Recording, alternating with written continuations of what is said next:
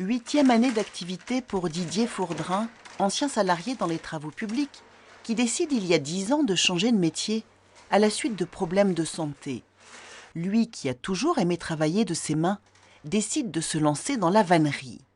Il se forme à l'École nationale de vannerie et s'établit à son compte en 2010, ici, dans cette ancienne caserne de pompiers. Vous êtes obligé de faire tremper comme ça votre rosier?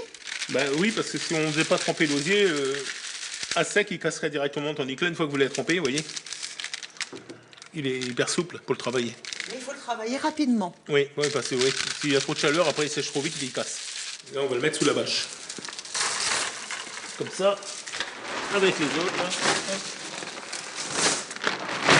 On met la bâche dessus, comme ça, il ne séchera pas. Il va rester humidifié, puis après-midi, je pourrai travailler avec. Voilà. Je pourrai conduire mon panier.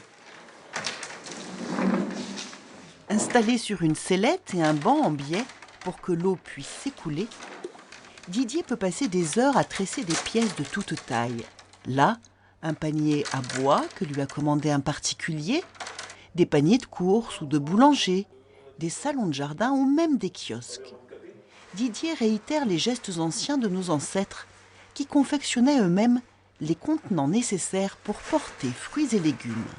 Dans le temps, il y avait beaucoup de paniers différents, même les cultivateurs, il faut savoir qu'ils en faisaient eux-mêmes, ils appelaient ça des rasières, où ils mettaient leurs pommes de terre, leurs betteraves, et quand les gens venaient acheter, ils achetaient une rasière, ils mettaient directement dans le sac, et il n'y avait pas de calcul, il n'y avait rien, c'était bien plus simple, c'était temps terminé, on n'en parlait plus. C'était très bien, mais après il y a les paniers à champignons, les paniers à fraises, il y a de tout, enfin toutes sortes de paniers. Hein. Les longues branches d'osier s'entrechoquent et font une musique particulière. Ce végétal fait partie de la famille du saule et seuls les osiericulteurs le cultivent. Les variétés et les coloris sont multiples et Didier s'amuse à les mélanger. Là, vous avez une botte qui est blanche. Tout simplement, c'est parce qu'elle a été écorcée. Donc on a enlevé toute l'écorce qui est dessus. Donc elle est devenue blanche, elle a été mise en botte et on l'a acheté comme ça. Là, vous avez une botte qui n'est pas écorcée, qui est du marron très clair, vous voyez, assez clair. Et là, vous avez une botte tout simplement qui n'est pas écorcée non plus, mais qui est verte. Hein, qui a une couleur plus verte. Voilà. La plupart du temps, je travaille du rouge belge, du noir de Vilaine. Le noir de Vilaine, c'est les bottes qui sont légèrement marron là-bas.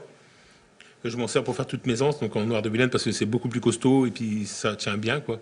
Après, on a de la grisette, on a beaucoup de choses, quoi. Notre artisan à l'ancienne tresse une 60aine de bottes chaque année. Un travail de patience et de passion qui le retient parfois jusqu'à 14 heures dans son atelier. La vannerie, il faut y goûter, quoi, parce que c'est vrai que les gens tressés, ils vont être assis 1 heure, ça va rien donner.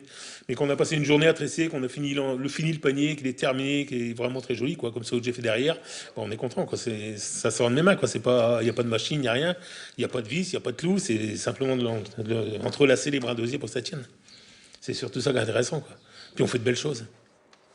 Au printemps, Didier Fourdrin déménage sa petite entreprise à proximité de la gare de Crèvecoeur-le-Grand. 400 mètres carrés d'atelier et un espace de vente de ses réalisations y seront ouverts tous les jours, week-end compris.